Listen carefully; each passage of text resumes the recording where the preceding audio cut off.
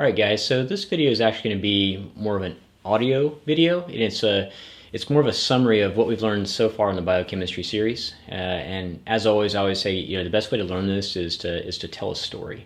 And this is more of just a giant continuation of everything, and hopefully it just helps. If you can kind of listen to it, and then if you listen to it a second time, and if you can stay one step ahead of me throughout, that's the best way I think you can learn. I think this was kind of inspired by, when I was going through the process of the Goyan pathology, audio series, and I listened to them so many times in my car that I could always predict what was going to come next and such. So I'm hoping that we can accomplish the same thing with this. So anyways, it's again, it's a summary of all the videos that we've learned so far, and I think it's something that we can build upon. So hope you like the audio. Alright guys, so we started phenylalanine, and phenylalanine is an essential amino acid. You got to get it in the diet. And so phenylalanine goes to tyrosine, which goes to L-DOPA, which goes to dopamine, which goes to norepinephrine, which goes to epinephrine. So we got to know that pathway. Now we know that phenylalanine goes to tyrosine in the setting of phenylalanine hydroxylase. So we know that phenylalanine hydroxylase, if you're deficient in that enzymes, you're going to have what? What are the symptoms you have? You would have a musty smell. You'd have it's just like seizures in kids. And so what's the condition? That's PKU.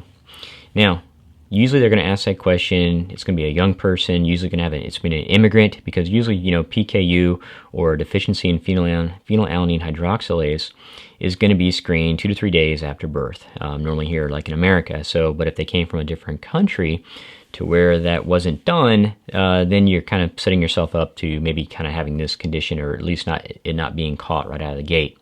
Now, you can treat the PKU, that musty smell, seizures in kids, having that increase in phenyl ketones in the urine. You can treat that with via the diet, which you'll do what? You'll decrease your phenylalanine in the diet, and then you'll supplement with tyrosine. You're just kind of bypassing that one little step. But then, remember, there's also a second question, kind of a PKU that's not based off the deficiency in phenylalanine hydroxylase, right? That's what? That's a deficiency in biopterin. Because biopterin, the BH4, gets used with phenylalanine to tyrosine, as well as the step of tyrosine to L-DOPA. You use the biopterin, goes into the dihydrobiopterin, and then the dihydrobiopterin, in the setting of dihydrobiopterin reductase, gets kicked back to the BH4, right? So it's a continual, it'll be reproduced, but if you don't have the dihydrobiopterin reductase, which is usually that other kind of answer, you're not making the biopterin. So even though you would have the diet that's been changed where you're supplementing with tyrosine, well, you might get tyrosine in your diet, but remember, it's the next step that also has biopterin, so you're not going forward on that. And so how are they going to ask that question? What was the way they did it? They said, well, there's an elevated prolactin level. Okay, so then you have to say, well, what would elevate a prolactin level in a young kid, seizures, musty smell? That's not just a deficiency in phenylalanine hydroxylase. Well, they're going to tell you that they did a dietary change, so they have the tyrosine, but if you don't have that biopterin, then tyrosine can't go to L-DOPA, or it can't do it very effectively. So then you're not making dopamine. And remember, dopamine is what kind of keeps your foot on the brake on the prolactin levels. Because if you are deficient or have less dopamine, you're going to have an elevated prolactin. And remember, just like in psychiatry, behavioral health, they use antipsychotics or dopamine blockers like Haldol, Risperdal.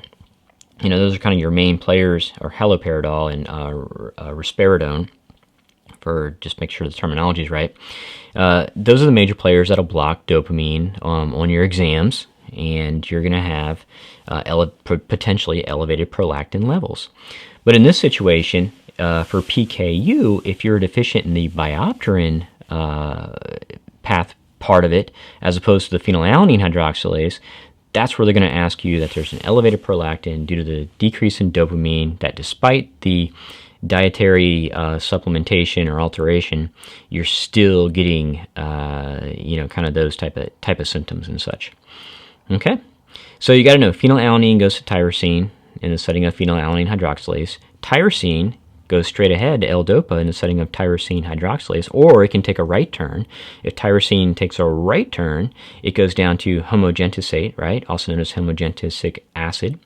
Now, homogentisate in the setting of homogentisate dioxygenase makes mallyl acid, and then it goes on to make fumaryl acidic acid to make fumarate, okay? Now, fumarate gets us into the TCA. It creates that discussion. But if we go back to homogentisate, and again, the enzyme is homogentisate dioxygenase. Now, if I have an impairment of that, of that enzyme, the homogentisate dioxygenase, what's going to happen? What's the condition? The condition is alcomptonuria. I'm going to have what? What is it going to look like? It's going to have darkened patches on the ears, the cartilage. You're going to have severe joint pain, stiffness. They use the word debilitating joint pain, arthritis. The urine turns color when exposed to air, and the pigmented sclera. Okay? So, homogentisate, or homogentistic acid, there's a buildup if you are deficient in homogentisate dioxygenase. What's that condition called? Alcomptonuria. Now, sometimes they're going to ask you, they'll go back and ask you, what's the inheritance pattern? If you do not know, in this situation it's autosomal recessive, but if you do not know, typically if it's an enzyme deficiency, when in doubt, just put autosomal recessive, because enzyme deficiencies are typically that. Not in all cases, but typically if you don't know, go autosomal recessive. So again, you took a right turn at tyrosine, and it goes all the way down to homogentisate or homogentistic acid. In the the next step would be the homogentisate dioxygenase, but if you're deficient in that or it's ineffective, you have alcomptonuria, autosomal recessive. If it does work, you keep going down, eventually you'll make your way to fumarate. But now back up to back up to tyrosine. Now, tyrosine can go forward and make L-DOPA in the setting of tyrosine hydroxylase. L-DOPA can go forward in the setting of dopamine decarboxylase and make dopamine. Now, L-DOPA, it can kind of take a left turn there for slightly, and it can make in the setting of tyrosinase, okay? So L-DOPA in the setting of tyrosinase, even though I know you're thinking, well, shouldn't tyrosinase be with tyrosine? Sure, if it makes you feel any better on that. This is just kind of where I read it from. It came from the L-DOPA. But anyways, nevertheless, whether it's tyrosine or L-DOPA, in the setting of tyrosinase makes melanin, okay? And that's the key. So if you're deficient in tyrosinase, you're not going to make melanin, okay? Well, what do I need melanin for? Well, melanin, you need it for the skin color, right? So if I'm deficient in seeing tyrosinase, what am I going to have? Albinism. It's a lack or deficiency of the tyrosinase, okay? And again, if it's an enzyme deficiency, think autosomal recessive. Now, for that albinism, again, they'll say it's either a deficiency in the tyrosinase, which makes sense. It could be a defective tyrosinase transporter, okay, which is your decrease in the tyrosine, or lack of the migration of the neural crest cells can also create the albinism. But for our purposes right now, I want you to know that if there's a decrease in the tyrosinase, you're not making the melanin, you got the albinism. So L-DOPA goes forward and makes dopamine, and then dopamine in the setting of dopamine beta hydroxylase makes norepinephrine, and then norepinephrine in the setting of SAM as well as phenylethylamine and methyltransferase makes epinephrine. So, but when we go back to the dopamine, again, L-DOPA makes dopamine. Now, dopamine can go forward, norepinephrine, or it can take a right turn, as could norepinephrine. They both could take a right turn. And they both can be broken down. Dopamine can be broken down by the MAOB or COMT, the catecholomethyltransferase, COMT. So dopamine can be broken down by MAOB and COMT. Now, we sometimes want dopamine to kind of linger around, right? Conditions such as Parkinson's. So in Parkinson's, we want dopamine to linger, so they would give medications to help that. So they would use COMT inhibitors, right? Because the COMT breaks dopamine down, so if we inhibit the COMT, it doesn't break the dopamine down as much. So that's where you get the tolcapone and entacapone, and they really just extend the duration of, like, say, levodopa and carbidopa and such like that. Do you recall what part of the brain is pale? If you kind of like a Parkinson-esque, what part of the brain would be pale or dull? and you would say the substantia nigra. So again, dopamine can take a right turn, be broken down by MAOB or COMT, or it can go straight in the setting of dopamine beta hydroxylase and make norepinephrine. Now, norepinephrine can make a right turn and be broken down by MAOA and COMT, and it can go on to make VMA. So again, you can use COMT inhibitors or MAOA inhibitors, and of course, you would have an increase or a lingering elevated norepinephrine. And norepinephrine can go straight ahead in the setting of SAM or phenylethylamine and methyltransferase to make epinephrine. And that step can be upregulated by what? What upregulates phenylethylamine and methyltransferase into epinephrine, and norepinephrine, epinephrine, and that would be cortisol. Okay? So again, we really like the phenylalanine pathway. The questions that they like to ask are, obviously with the PKU, you got to know both situations where it could be a deficiency in phenylalanine hydroxylase or a biopterin. If they start talking about elevated prolactin levels, you better be jumping all over the biopterin or the dihydrobiopterin reductase deficiency. You got to know that if you have deficiency in tyrosinase, you can have the albinism. And the albinism can also be made secondary to the lack of migration of neural crest cells as well. And then the dopamine, the norepinephrine, the epinephrine, the dopamine and norepinephrine, they can be broken down by the MAOB and MAOA respectively, as well as the COMTs.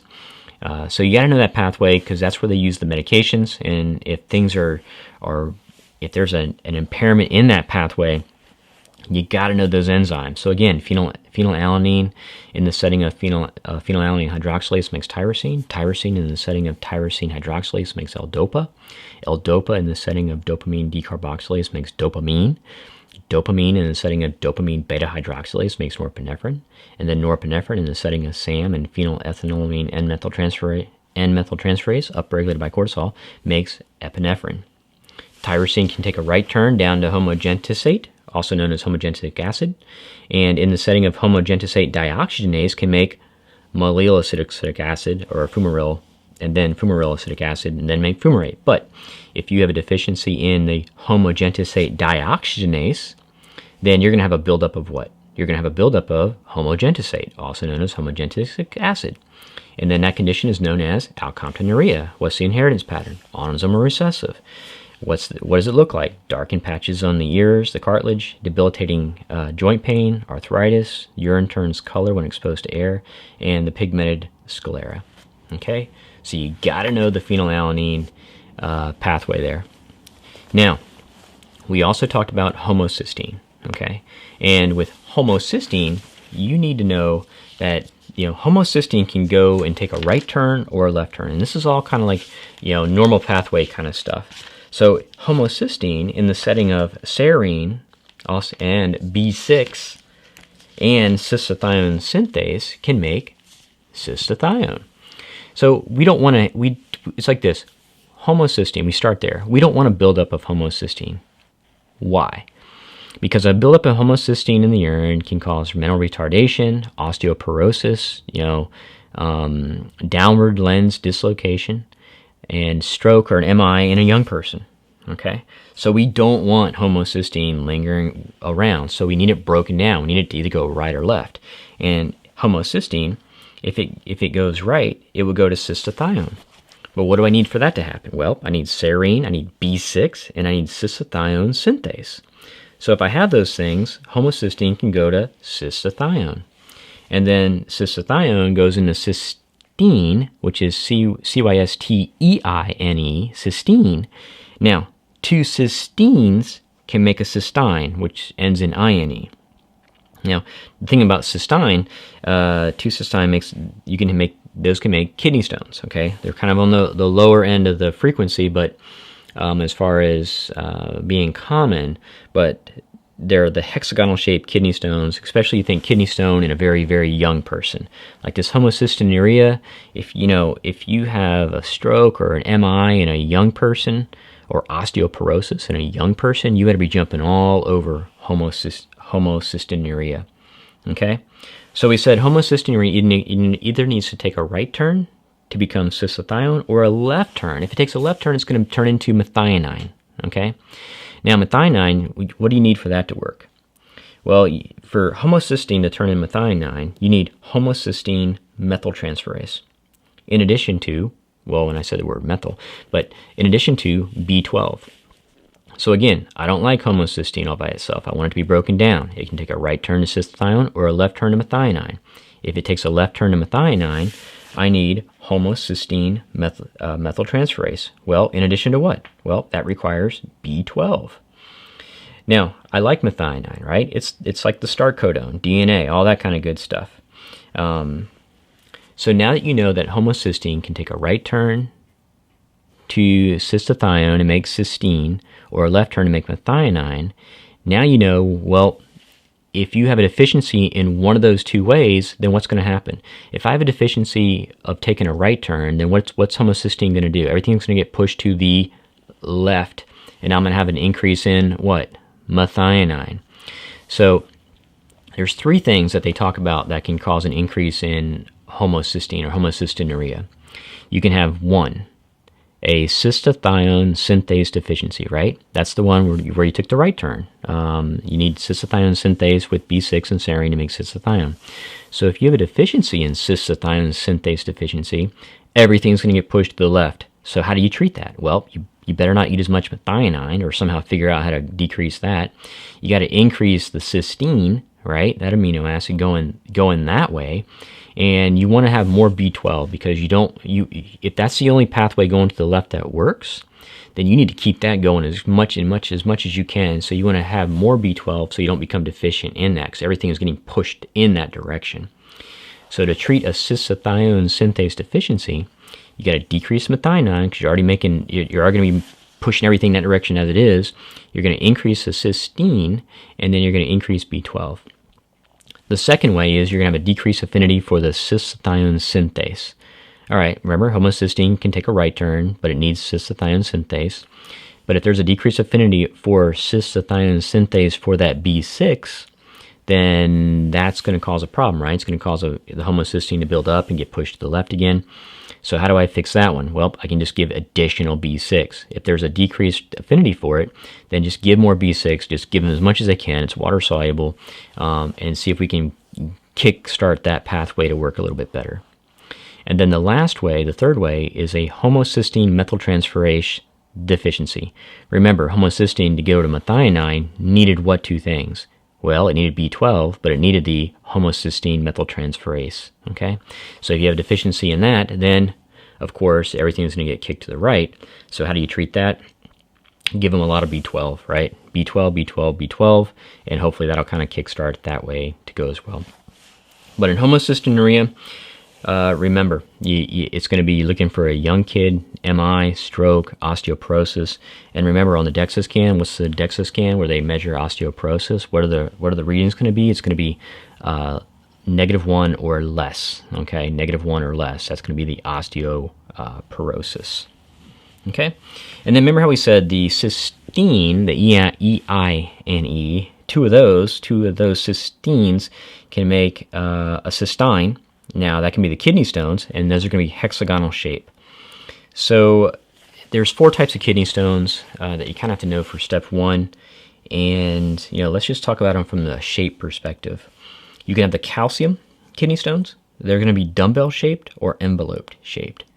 Okay, calcium type are going to be dumbbell or envelope-shaped. You can have the uric acid. Those are going to be rhomboid or football-shaped. You can have the stirvite. Those are going to be that coffin lid, as they describe it. And then you have the cysteine, and those are going to be hexagonal. So again, the kidney stones, 4 types, based on shape for right now. Calcium would be, if I said dumbbell-shaped or envelope-shaped, you would say calcium type. If I said rhomboid or football-shaped, you'd say uric acid. If I said coffin lid, you say stirvite. And if I said hexagonal, you say cysteine.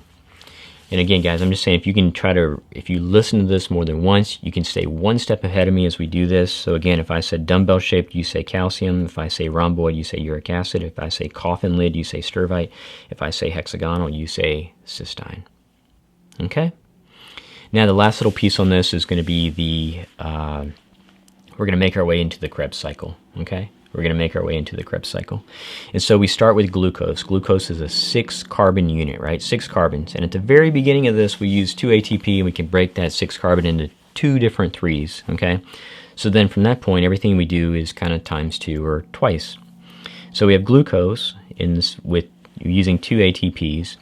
It gets broken down into 2 3-carbon units. And then we use NAD+, next step, produce a little ATP, and eventually we get to this thing called phosphophenylpyruvate, PEP, right? PEP, phosphoenolpyruvate. And what's important about this is phosphoenolpyruvate, in the setting of pyruvate kinase, goes to pyruvate. And now I always say, guys, when you get to pyruvate, you got to pause, take a break, and realize that pyruvate can either take a right turn or go straight into or closer to Krebs cycle. But the PEP, or phosphoenolpyruvate, is a one-direction thing to pyruvate. Okay, and that's important because at some point there may be a question that says, "Look, guys, we need to make some glucose here." But there were a couple one-way direction steps. The PEP to pyruvate and the pyruvate to acetyl-CoA were all one direction. How do we bypass that and get back up to where we make some glucose? And that's why I think it's important that you know the phosphoenolpyruvate step. And there's one thing that we will talk about here in just a second within the Krebs that you'll use as the energy source to make that step happen, to go back up top to glucose.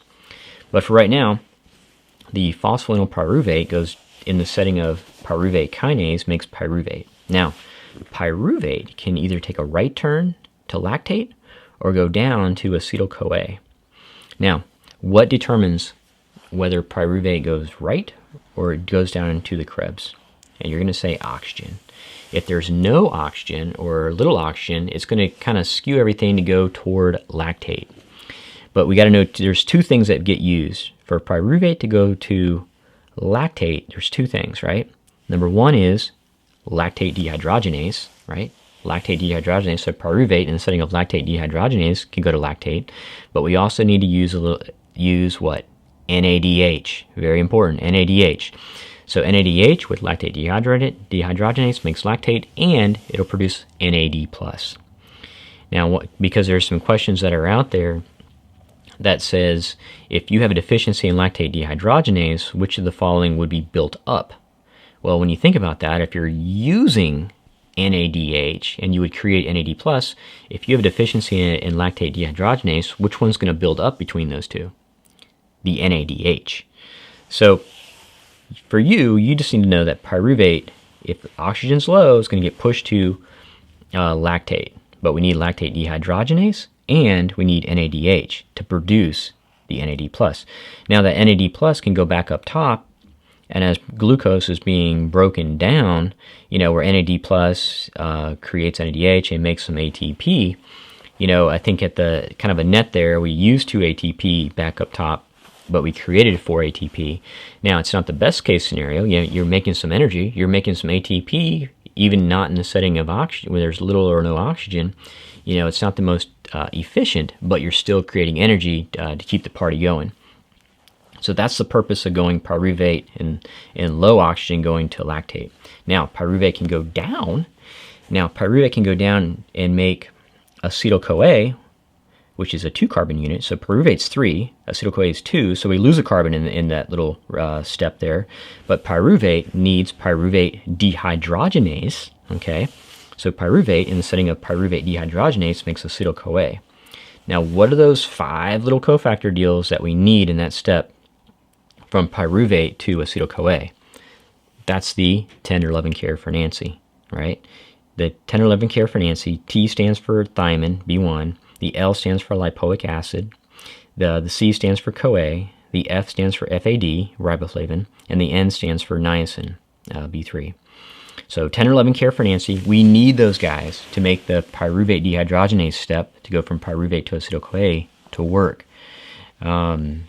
And there's a couple other steps where we use the 10 or 11 care for Nancy, but you got to know those, right? They like that whole, if there's an alcoholic or something, then you got to know that that thiamine could be impaired. And this is one of those steps that they could test you on to know that you need 10 or 11 care for Nancy in this step particularly. So if you have oxygen, pyruvate's going to go down to acetyl-CoA. you're going to use pyruvate dehydrogenase with 10-11 care for Nancy, and that acetyl-CoA is going to combine with the oxaloacetate to make citrate, okay? And then now you're in the Krebs cycle, right? Citrate, and remember, citrate is Krebs starting substrate for making oxaloacetate. That's just how you memorize it. But, you know, it's not so much that you got to memorize each step. You just got to know the ones that are important. Now, as you go down there, it's the isocitrate. You know, the isocitrate with the isocitrate dehydrogenase. That's the rate limiting step. Okay, that's the rate limiting step. So if you have a ton of ATP, then it's going to downregulate that step. If you have a ton of NADH, it's going to downregulate. If you have ADP, it's going to upregulate it. So, anyways, the isocitrate to alpha-ketoglutarate in the setting of isocitrate dehydrogenase is the rate limiting step for the Krebs cycle. You lose the CO2. Anyways, so then it goes to alpha-ketoglutarate. Now, alpha-ketoglutarate to succinyl-CoA, it needs alpha-ketoglutarate dehydrogenase. But what else does it need? This is that other step where it uses the tender loving care for Nancy. So again, if you have an alcoholic, they could test you on this step in the Krebs cycle as being impaired, not as efficient or whatnot, because of the B1 deficiency. So we're in the Krebs cycle. Isocitrate goes to alpha-ketoglutarate, rate limiting step.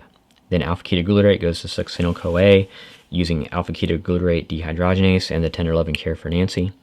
And then the succinyl-CoA goes to succinate. Now what's important about this step? Because in this step, you know, succinyl-CoA is kind of an interesting one because it goes to succinate, but also stuff goes into succinyl-CoA, we'll talk about in a second. But succinyl-CoA goes to succinate, it produces GTP, okay?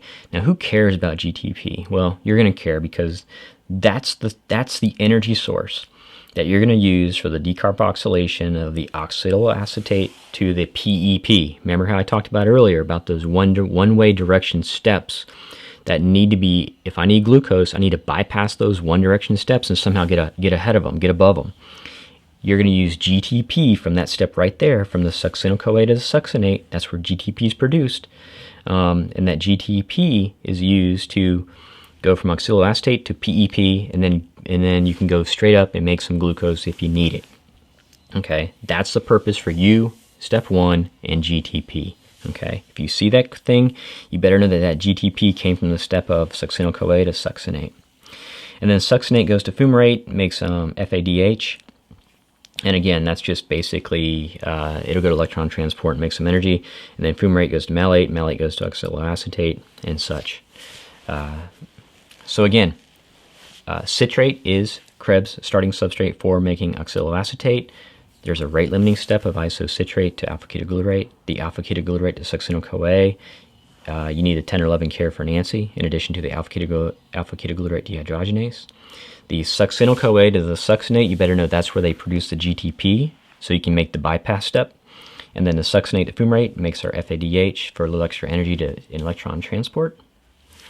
And then, you know, we talked about a couple other little things, is if you get that maple syrup, the maple syrup disease, and let me just make sure I can kind of get that one for you, is the branched chain amino acids, like the I Love Vermont.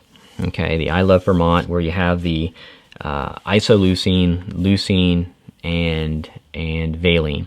Now, the urine, of course, it's a classic test question, and the urine smells like maple syrup.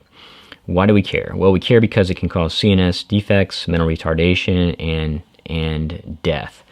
So, where do these come into play? How are they going to test this? Well, remember what we said.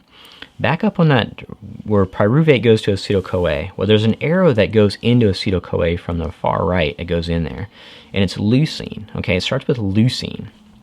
Now, when in doubt, if you see maple syrup disease, leucine's mainly, out of those three, I want you to choose the leucine.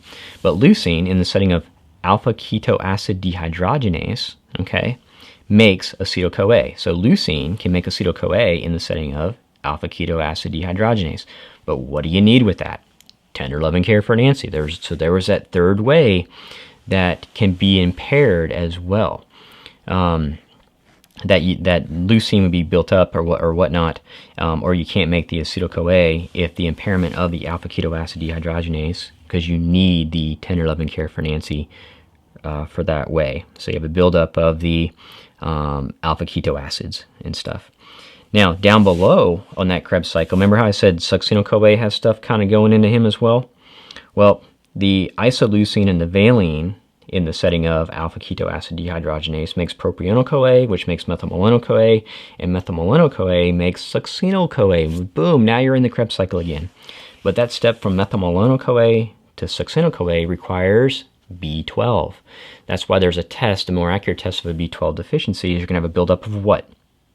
Methylmalonyl-CoA, methylmalonic acid, right? That's a more accurate test for a B12 deficiency, is to know that you have a buildup of methylmalonyl-CoA. So, but again, the isoleucine and the valine need alpha keto acid dehydrogenase to make the propionyl-CoA, to make the methylmalonyl-CoA, to get into the succinyl-CoA with the B12. So you got to know those. And again, when in doubt, you need to put leucine, even though it's the branch chains are going to be the isoleucine, leucine, and the valine. Leucine is kind of our culprit on that. So if you, which ones are, I'm trying to think of how to this.